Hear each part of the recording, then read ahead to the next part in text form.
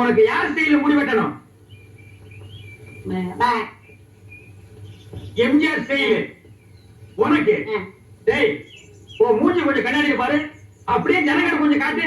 இங்க பாருங்க, இவனுக்கு எம்ஜிஆர் ஸ்டைல்ல முடி வெட்டணுமா? டேய் அந்த ஸ்டைல் உலகத்துல அவர் ஒருத்தருக்கு தான் வரும், வேற யாருக்குமே வராது. அதுக்கு நீ ஆசைப்படாத. வேற யார் ஸ்டைல் வேணும்னு சொல்லு.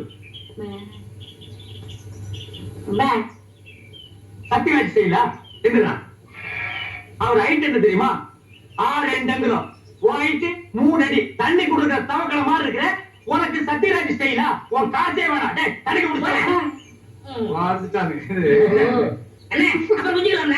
இது ஒரு முக்கியமான வேலை. ஏன் பாருங்க அப்புறம் விட்டீங்களே. அடங்கி பாரு என்ன. அட இவன் ஒண்ணு அப்படி வர சொல்றான். வா உட்கார். உனக்கு யார் ஸ்டைல் முடி வெட்டணும்? ரஜினி ஸ்டைல். என்னது ரஜினி ஸ்டைலா? கொஞ்சம் திரும்படா. மண்டையில முடியே இல்லை, எப்படா ரஜினி ஸ்டைல் வெட்டுறது? வெட்டுறதா உனக்கு எழுதி விடுறதா? எதையாவது செய்யுங்க. இந்த மாதிரி உன்னை கொலைதான் செய்ய போறேன். ஐயோ போடா. வா வா வா உட்கார்.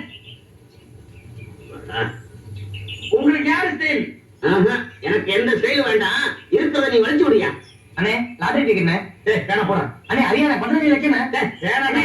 ஒன்னு வாங்கண்ணே. பாவம் உன சொல்லப்பா. ஐயோ கட்டி பராமரிக்க மட்டும் போ. டேய் போடா. இந்தா காசு கொடு. போடா. சொல்லியா இருப்பா.